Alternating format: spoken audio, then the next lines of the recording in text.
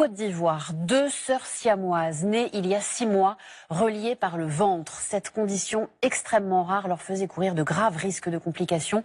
Une équipe de médecins franco-suisses s'est portée volontaire pour l'opération de séparation. Elle a duré, écoutez bien, 17 heures et nous avons pu y assister en exclusivité. C'est un document signé Florence Méréo avec Mathieu Régnier. Ce chant est une victoire. Celle d'une maman qui, pour la première fois, porte ses bébés séparément. Il y a quelques jours, ce geste était inimaginable. Car Marie, en bleu, et Grâce, en rose, sont nées siamoises.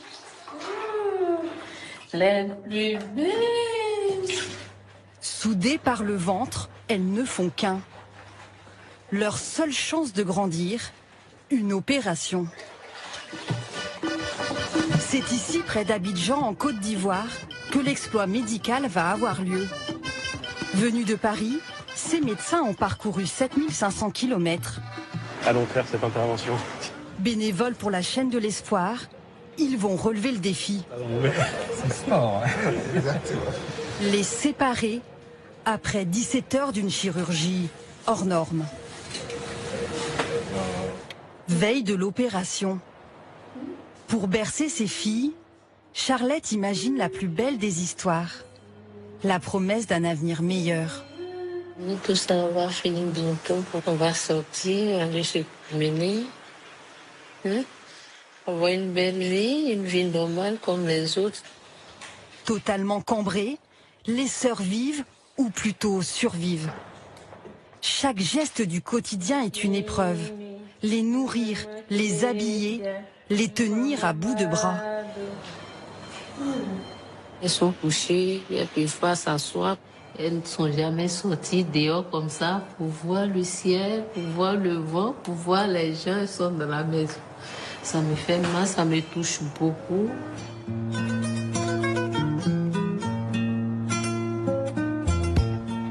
Devoir cacher ses filles, c'est l'autre réalité de cette famille.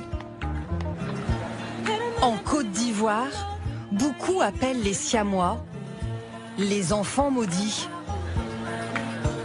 Leur sécurité est menacée. Au village, vraiment, ils n'allaient pas accepter du tout. Ça veut dire quoi? Ça veut dire qu'ils allaient les tuer. Son unique espoir se trouve dans cet hôpital. Bonjour monsieur, bonjour madame. Bonjour les filles. Magnifique, vous êtes des championnes. Les parents confient leur petite au médecin. Revenez, vous deux. Je compte sur vous, je vous attends. Au bloc, il ne faut surtout pas confondre les enfants. Adrien, l'anesthésiste, supervise.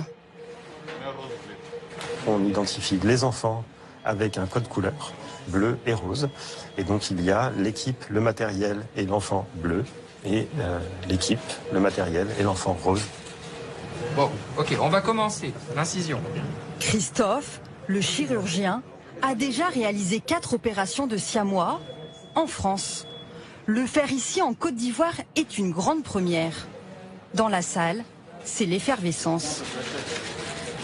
Rose, ça passe pas très bien. Mais très vite, les visages se crispent. Tous les organes des enfants sont mélangés, comme un immense puzzle.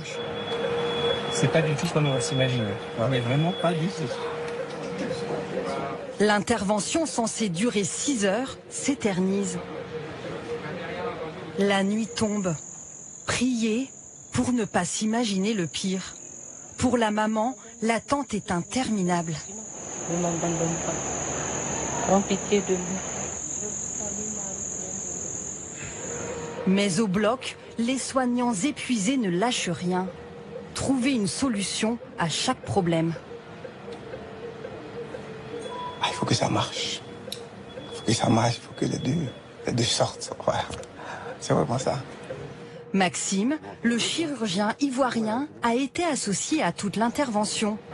Collaboration unique. Alors, à lui l'honneur de la séparation. Le coup de ciseau final. Au cœur de la nuit, les siamoises deviennent des jumelles.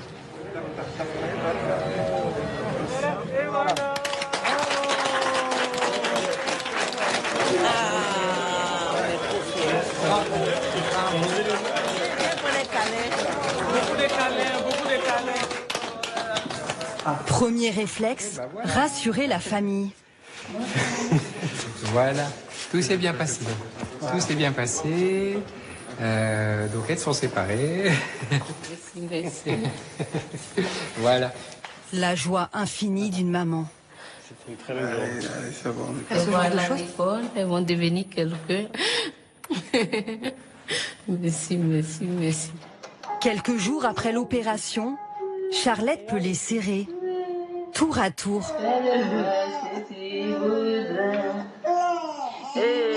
Bientôt, Grace et Marie retourneront chez elles. Un destin pour chacune, mais à jamais inséparables.